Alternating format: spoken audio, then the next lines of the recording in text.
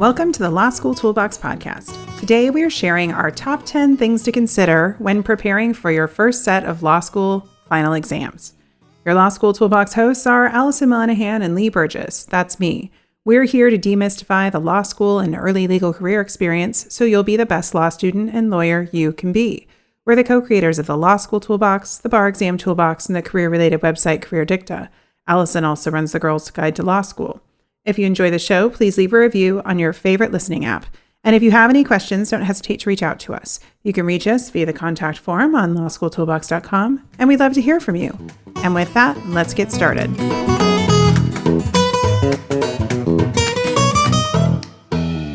Welcome back. Well, it's that time of year again. Time for law students to really start preparing for finals. If you are 1L, this is going to be your first final exam season in law school, and this can definitely be a very overwhelming time. Your mind might be swirling with questions about how to fit in more study time. What are you supposed to be doing to study? How will you even know if you're ready for exams? Don't worry, we can help. Here are 10 things to think about when planning out these final weeks of the first semester. All right, Lee, what's up first? All right, well, my first thing that I think everyone needs to do is make a calendar. And this is if you're a 1L, 2L, 3L, any L, you should make a calendar. Because I am surprised at how many students we talk to. And one of our first questions when we're talking about law school tutoring is, when are your exams? Right. And every now and then we get quite a number of students who say, I don't know. I think they're in December, in a few weeks, first couple weeks. I'm like, what order are they in? Like, I mean, there are a lot of questions. How many days do you have between them? Yeah. And it is actually really important as you march closer to exam time to know exactly when those exams are, because there needs to be some strategy given how they're laid out. So if you don't know, find out and then put it on your calendar. You can put it on an electronic calendar. You can put it on paper calendar. It just has to be on a calendar. Right. And you want to basically put all of your dates, and then you really want to work backwards to the exact present moment you were in. So look at how much time you have. How are you going to get through these classes to make sure that you've done your outlines and study aids and studied sufficiently for all of them? Because the reality is you may be more comfortable in some classes than others for whatever reason. You know, it might be that you liked the professor better, or you've kept up with the reading, or you've just finished your outline. Whatever it is, you need to make sure kind of, where am I, and like how much time realistically is each of these classes going to require out of the time I have left. And unfortunately, you might want to start with the subject that you hate the most, because that might be where you're weakest. Yeah, those two things usually correlate, which is kind of a bummer. And it can be hard to start feeling like you're really leaning into studying for finals. It's a little anxiety inducing. It can feel overwhelming. And I think often students want to start with the material that they're most comfortable with because it makes you feel good. It makes you feel smart. And it's very validating. But unfortunately, that's not where the magic happens, because the magic happens when you study the stuff that you don't know and that makes you feel a bit uncomfortable. So you got to start with the stuff that makes you the most anxious, because that's the stuff you need to work on the most. Yeah, and I think it's important to just be realistic about where you are in each class and also how much time you have between classes. So, you know, if you have a final exam and then you have 3 or 4 days before the next one, that is a ton of time in terms of exam prep. So you probably don't want to spend all of your time in November working on just that, you know, second or third class. Like, don't ignore them, but at the same time realize like you actually have a lot of time between certain exams, and the other ones you don't. You know, you may have one exam one day and then turn around and have another exam the next day. You really can't rely on doing that much that night beforehand, because you're going to be burned out from your first test. So just be realistic, divide your time up in a way that kind of makes sense, but definitely get this stuff on the calendar. All right. So once you have that calendar, the second thing you need to do is to make sure that you're actually outlining. Right. like doing the heavy lifting of the outlining. And if you haven't started outlining, it's time. Right. And this doesn't have to be, when we say outline, we don't necessarily mean you have to have, you know, a 100-page document like you might hear about. We have tons of podcasts on this. I'm sure we can link to them. But, you know, an outline for you might be a flow chart or some other type of study aid. But whatever it is, you need to make it yours. You know, you can't just take someone else's outline and put your name on it. It's really this process of making sense of the material and coming to some understanding that you can actually apply, and if you have closed book exams, actually memorize. And if you're short on time, make sure your outlines don't get too incredibly long, especially if you have more complete or longer, I guess complete is probably the wrong word, but longer outlines, maybe that were from an outline bank, from someone else who had the professor. The materials that you make really should be concise and helpful based on the structure of your exam. So, we've also done podcasts we can link to about the difference between open book tests and closed book tests. Your materials might be slightly different, but what you really don't want to do is find that you're just doing mountains and mountains of busy work making these materials and not really internalizing everything. If you need to be focused on what is going to make it learnable, memorizable, and able to execute on the test, having the longest outline doesn't win you any prizes. No, and I think particularly in the first year, there can be this temptation to fill your outline with case briefs, which we've also talked about a number of times. But keep in mind, the outline is really about the law. It is about the elements of the law. It needs to be focused. It needs to be concise. And yes, cases may have value, but if you find yourself typing out the facts of a case into your outline, you need to take a step back because that is not going to help you on a final. No, the extent of the facts could be the case with the blue car. Right, exactly. That's a good the one about the hospital. The one about the hospital.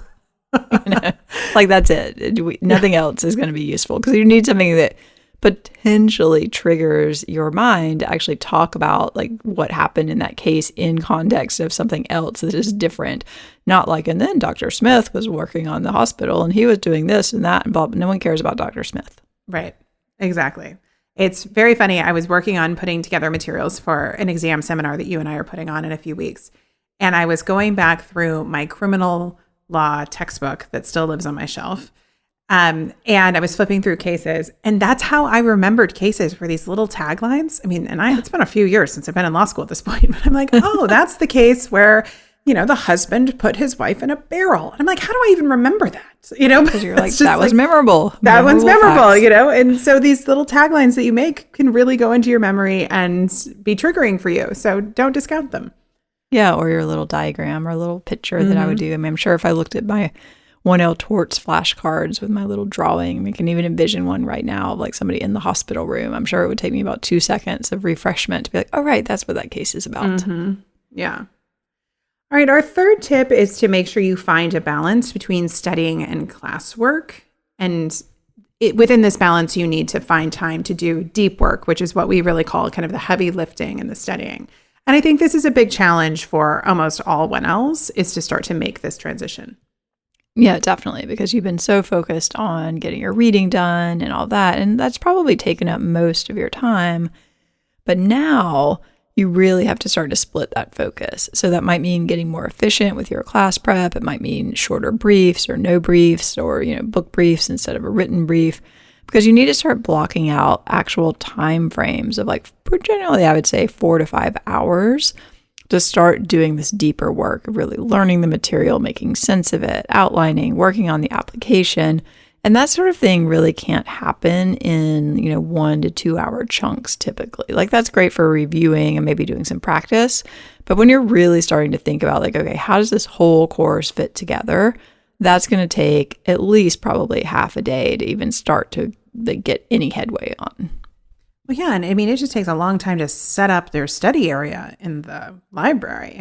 Sometimes maybe you have printouts of things, you've got supplements, you've got your laptop, you've got your water. And I would always be interested when people would say, I've only got an hour to go do this. I'm like, sometimes you can spend 5 to 10 minutes just getting everything situated. Why you need these longer periods of time. And then I think it's also important to know, though, we don't recommend sitting in one spot and not moving for 4 to 5 hours. You should take breaks. You should stand up. You should stretch. You can do a lap around the library to break it up. But the focus on what you're doing needs to be for 4 to 5 hours. Yeah, I remember I was studying with a friend of mine once, and he was over at my house, and he was one of those people who just had amazing focus, and he literally could just sit in the living room, do work, maybe take an occasional water break or whatever. And he just sat there the whole afternoon. And I, on the other hand, was I'd look at something and then I'd get up and maybe I'd go into the kitchen and I'd make something And then I'd come back and then I'd eat something and then maybe make it. And finally he was just like, what are you doing? Like, I was like, this is just the way my process works. I need to like read something, look at it, think about it. And then maybe I go make cookies for 10 minutes and then I come back. He's like, this is insanity, but it's whatever works for you. Exactly. Well, once you have been starting to do this deep work, and really this is kind of included in the deep work, our next tip is to start focusing on doing practice, a little more practice, and then even more practice, because the practice is really the key to getting ready for exams. It is. And sometimes it's really funny. We talk to people who failed the bar exam who you think would know better by this time. And, I asked them, well, how many practice exams would you say you did in the average day? And the answer to that should typically be more than one. Mm-hmm. And they're like, well, I think I was probably doing more like one a week. I'm like, that's probably why you failed the bar, Yeah.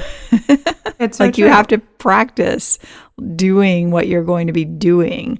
So, this is really the key. So if you have multiple choice questions, you want to be doing multiple choice questions. If you have hypos, you want to be doing hypos, and you want to do short ones and then kind of work up to the longer ones. And you can use, things your professor has given you. If your professor hasn't given you a lot, you're going to have to look elsewhere. Like maybe bar questions are good if it's a bar class because they tend to be pretty focused, or even supplements, like your commercial outlines often have questions and answers. You've got things like the examples and explanations, but whatever it is, even if you write them with your study group, which we've talked about before, you need to be doing actual application in order to make sure that you know how to do that particular skill.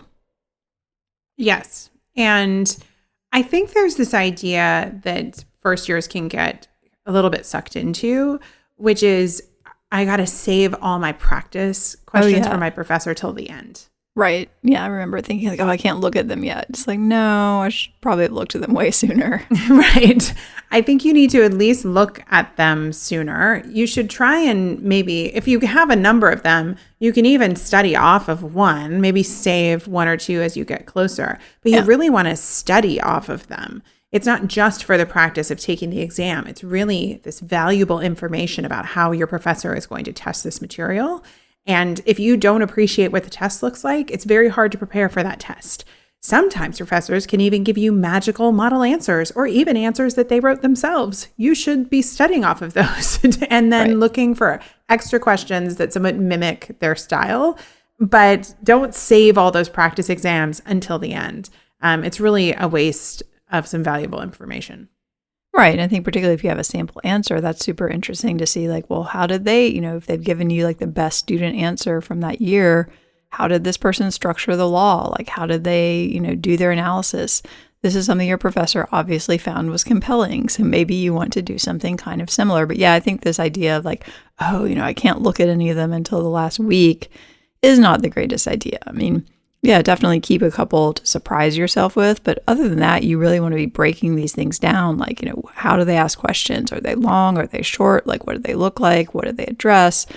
All of these type of things are just really going to help you understand and not be surprised when you get their exam in that classroom to feel like, oh my gosh, like I've never seen something like this before. Yeah. Once you have done some practice, then our next tip is that you need to go get feedback on that practice. Now, speaking of practice exams from your professor, it's possible they will not give you feedback on practice exams. Depending on the professor, you can always ask. Right. But they may not do that. But they may give feedback on other hypos that they have given during class, or you could take your midterm back to them with a rewritten section and ask for more feedback.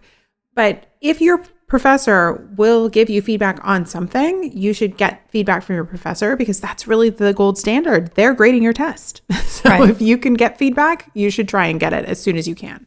And that might be something to go approach them about in office hours, particularly if they've given a midterm or something like that, and you want to dive into it a little more, or even if there are things they've talked about in class you don't quite understand, or they've given you sample questions. I mean, like you said, not every professor will actually do that.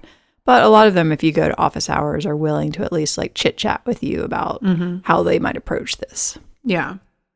A lot of schools have TAs or tutors assigned to the class. You and I were both in these roles at our various law schools. And TA feedback is helpful, but prof feedback is better. So if you can go to your professor and if they will give you feedback, that is still going to be the gold standard, and you want to try and get that feedback. If you can't get feedback from your professor, TA feedback is better than no feedback. So I think that's really worth, seeing if they will be able to help you. But it's also important to remember that TAs are also law students that have their own final exams. So if you want to get help from a TA, you probably need to do it before they're deep into studying for their own exams. Yeah, definitely. And the reality is they don't have a ton of time to be like giving you individual comments on your essays, but they might be willing to have a group session or something and, help people out. I mean, I think TAs typically do what they can, but the reality is they have a lot of stuff going on as well. Yeah. You might have go ahead. Oh, I was going to say you might also have some options in like your academic support office, or your school might have like a peer tutoring program. I mean, hopefully you already have been hooked up with this if you want help. I mean, I think the takeaway here is try to get all this stuff set up sooner rather than later in the semester. But, if you do have those options, like definitely take advantage of trying to get whatever support you can get. Yeah. And then, of course, we have our tutoring program. Our tutors will be able to give feedback to students as well. And so that's another option that you can look into if you are not getting the support that you need from the resources at your school. You pay a lot to go to that school. You should always get all the help you can get from the school. But oftentimes it's not able to meet your needs. And then it can be really great to go get another type of an expert to weigh in. Yeah, because I think ideally you just want someone, and worst case, maybe it's your study group partner, but then it's a little bit of the blind leading the blind. But somebody to sort of look at this and say, okay, does this make sense? Like, are there things you could be doing better? Because nobody is born knowing how to write a law school exam. Nope. All right. Our next tip is about study groups, which you just mentioned. I think the study group. I know the study group. You've just got to be smart about the study group. If they're not working for you, you need to lay down the pen and walk out. You have to leave. Yeah. Don't go back. You really have to set your boundaries about what is working for you and what's not working for you. Another thing that was just mentioned to me by a student that was talking to me on the phone was that she felt that people in her study group were really trying to play mind games about not wanting to admit that they were struggling. So she was bringing questions to the study group and everyone's like, oh, I understand that. I don't understand why you're so confused. It's not that hard. And she's like, it's a hyper-competitive law school, but like, am I the only person who doesn't get it? And I was like, no, I think they're just trying to play you. But maybe those people shouldn't be your study partners. Right. I mean, I feel like in the best case scenario, and I was not really a study group person, I'll be honest, but the best case scenario, like the study group is kind of a safe space, where you can bring those questions and talk about your concerns. And like, obviously that can kind of also spiral into like the doom spiral. So I think you've got to have a balance. But people I know who, had successful study groups, they really did rely on each other. And it was kind of them against the world sort of thing. But if your study group itself is being like weird and competitive, like you got to get out of that. Yeah, you got to walk away. It's not worth it. So just keep asking yourself if the time that you're spending with your study group is moving you towards your goals. Just be honest with yourself. Right. And I think the other thing that people sometimes don't realize when they're in their first semester is, unfortunately, taking an exam is not a group effort typically. True. So sometimes people can get a little overconfident if, you do a lot of like hypos with your study group and collectively you guys come up with a really fantastic answer. But unfortunately on the exam, it's just going to be you. So you need to make sure that you are also taking that time to sit down by yourself and like work through something and make sure you can do this, because you're not going to have those people in the room with you, unfortunately. Well, they might be in the room, but they're not going to be able to help you. Right. They're not going to be in a group with you. You're going to be competing with them. Right. Not collaborating. Not collaborating. Our next tip is to stay healthy, which seems like a no-brainer. But the tough thing about winter final exams is they are in cold and flu season. And now I think it's cold, flu, and COVID season. Fun times. Fun times. The problem is it's really hard to study for finals if you or someone else in your home is really sick. And so you have to try and take care of yourself and avoid illnesses. And I would probably say, like, as you march closer to exams, try not to get COVID, because that can knock you down for weeks, even if you don't get a terribly bad case, or you have to quarantine from other people. It would just be very complicated to study for finals while struggling with COVID. Yeah, and I think this is a case where maybe you start avoiding. I mean, I always avoided the law library during finals, but I think there's even more of an argument to avoid like the crowded law library during finals in this type of situation. Yeah. I mean, obviously everybody has their own preferences and things they like to do to study, but I think you do want to be kind of cognizant of like, where can I reduce my risk of getting really sick and maybe not going out to like a crowded bar or something for that week or two around finals. Yeah. I think it's just a tough reality. But everybody used to talk about this stuff, but I think we're now just going to have to talk about it more than we were. Yeah. I mean, it's just like a weird bifurcated reality I feel like we're living in. It is. It is. But it's better than it was. So true. Yeah. Number 8 is please don't stop paying attention in class. Oh, this is a good one. Because it turns out professors, they like to test on the last few weeks of material. Even the last day's material has shown up on exams. Anything is fair game. Well, because why do you think they're trying to cover that last topic? Right. They already wrote the exam. They need to get it out there. Totally. Or in some classes, like I think torts is a great example because most 1Ls take torts. They end the semester with products liability almost always. And products is the most difficult torts concept, in my opinion. It is. Oh, yeah, definitely. I mean, much more complicated than negligence or intentional torts, but they always cover it in 1 or 2 weeks at the end of the semester. And it is almost always on every final exam because it gets the curve. People mess those questions up. They're really painful. Yeah, and I think also professors know that people are maybe not doing as much of the reading. Maybe you're skipping class. And they don't really like that. So they definitely, I feel like they want to reward those people who actually like keep showing up and keep participating and keep doing their reading with at least, part of a question, maybe a whole question that is on that material that they have covered in the last few days of class. Obviously you don't want to forget about the material from the start of the semester, but you also don't want to forget the stuff that maybe think they're rushing through, which they probably are because they're trying to cover stuff at the last minute. You may have makeup classes and things like that you have to go to. And the other thing I would say is you really want to pay attention to those final exam like sessions if your professor does one. Sometimes people feel like, oh, they're so busy, like they can't go to that. I'm like, are you insane? This is when they're basically telling you what they're doing on the test, to the extent they're doing that at all.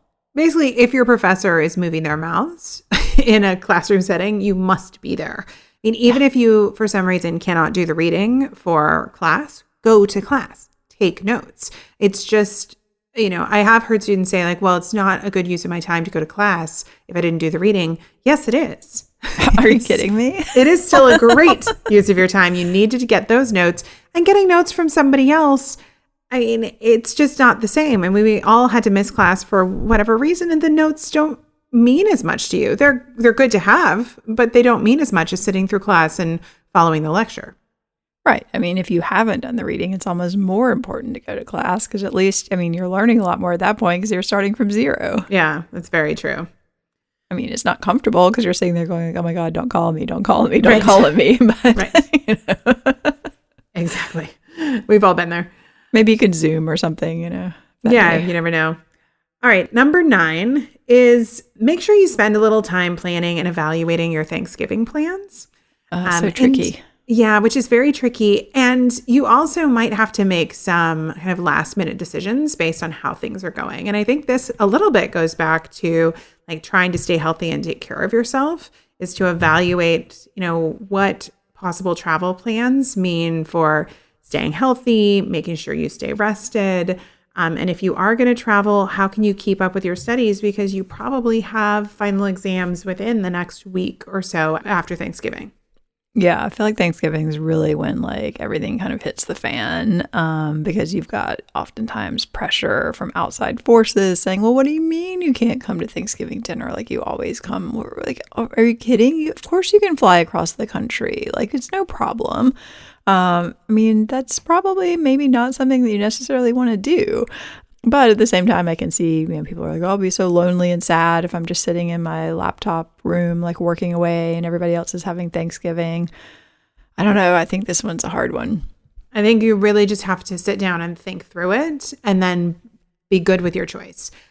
I think you just need to evaluate like where you are, like how much time you need to finish studying to prepare for those exams. What does the travel look like? You know, I went to law school within driving distance from my family home. So it wasn't that unheard of for me to just get in the car and drive 3.5 hours because I had a lot of control over that. I wasn't going to get stuck in a snowstorm. I wasn't going to have my flight canceled. It was very different than somebody trying to take on time zone changes or airports. And then, you know, if you're trying to, you know, protect yourself from getting sick, you know, time changes, airports. Although I feel like I know a lot more about airplane ventilation than I used to, but still it's a high contact activity with a lot of different people. And you just have to make sure that you're okay and really owning whatever choice you make. Yeah, I remember I went with my law school roommate who was from Philadelphia, and we were in New York. So we took the train down. We stayed with her family for a couple of days. But that was fine because, I mean, for me, like, I didn't have a lot of social pressure. Like, I went to Thanksgiving dinner and, you know, we would do something during the day or go to dinner or whatever. But, like, basically they kind of left us alone to study, and it worked out fine. But I don't think, you know, I wouldn't have necessarily flown across the country to, like, spend 4 days with my family or something. Yeah. All right. And we're already to number 10. Oh, wow. Hard to believe. I know. What an efficient list. It's almost like I wrote it. The thing I want you to keep in mind, and I think this is really just an overarching thing, is that final exam studyings, it's a marathon, not a sprint. Mm-hmm. You can't pull all-nighters like maybe you did when you were an undergrad and completely burn yourself out early in the process. You will pay for that burnout later. Own that. Don't teach yourself that lesson. Just let me save you from that experience. Yeah, people have to really adjust their mindset to, you know, this is something that I'm going to be doing for weeks at a time, not for just days at a time. I mean, you may have a study week, a reading week, you may not. But even if you just have 3 or 4 exams, those are going to be spread out probably over at least a week. And so, yeah, I mean, if you start trying to pull all-nighters for exam 1 and then suddenly like you're 3 days into the process and you haven't slept, I mean, that's just not going to go well. No. And for most of us, we aren't as young when we go to law school as we were in undergrad. And your body also cannot recover from stuff like that like it used to. Even if you're just a few years down the road, it's not the same as it used to be. Right. I mean, and the sleep thing is like a real problem. I mean, my first semester exams, I kind of, you know, responsibly allocated 8 hours to sleep every night, but then I had so much stuff going through my head every night that I'd lay down and I'd be awake for 3 or 4 hours. And so after a couple of weeks of sleeping 4 hours a night, like, it is not a good scene. So no. I think that's just something to really think about. And I mean, you know, figure out what you might do if that starts to happen to you. Yes. Cognitive decline with sleep deprivation is a very real thing. No, I mean, I literally ended up clinically depressed by the end of it. Yeah. The other thing you want to consider is to diligently study every day, get sleep, move to the next class. I mean, just be so methodical. You just want to think about how they make kind of marathon training schedules. You know, they have long runs, they have short runs, they have breaks, they have, you know, different activities, but they definitely don't say like run 24 miles 5 days a week. Right. Your body would break down. Your body would completely break down. So you want to build a study schedule that is very deliberate and kind of gives you some flexibility to make sure that you are taking care of yourself, that you're going on walks, that you're doing whatever you need to do for self-care, because burnout is a real issue. You will not be able to perform at your best if you are incredibly burned out. It is just a fact. I mean, if you arrive at the exam and you're like haggard, you haven't slept, like you're kind of sick, you haven't really eaten anything but pizza for like 4 weeks, I mean, that's just not going to be like your optimal performance. You want to go in well rested, well fed, like hopefully, you know, feeling confident. But it's hard to do because, you know, obviously there's this temptation of like, I have to do more, I have to do more, I have to do more. But I think that doing kind of the right stuff is more important than just doing more volume. I agree. And you don't get any points for like number of hours of studying. Yeah. Misery doesn't get you points, unfortunately. No, it doesn't. It usually just leads to burnout, which then makes it harder to focus and retain information and perform at our best. So if your body is in a fight or flight mode continuously and thinks that you are being chased by lions all the time, you cannot memorize information or learn or internalize information in that state. So you have to take care of yourself to make sure that you are going to be able to even get anything from the work that you're doing. Yeah. And I think, you can also plan something fun to celebrate after you're done, something you can look forward to, even if it's just something, like going out to your favorite cafe and getting a really fancy hot chocolate or something. It doesn't have to be like taking a trip to Tahiti. No. But just something that you can sort of look forward to, I think can be really motivating because you are going to be kind of in the depths of winter and like the weather's probably going to be miserable a lot of places. Mm-hmm. You want something on the other side of this that you can like go towards. Yeah, I agree. And the other thing I did for all of my final exam seasons is I always binge watched some show that I found very calming that I could look forward to in the evening to wind down. That was kind of one of my things. That's a good idea.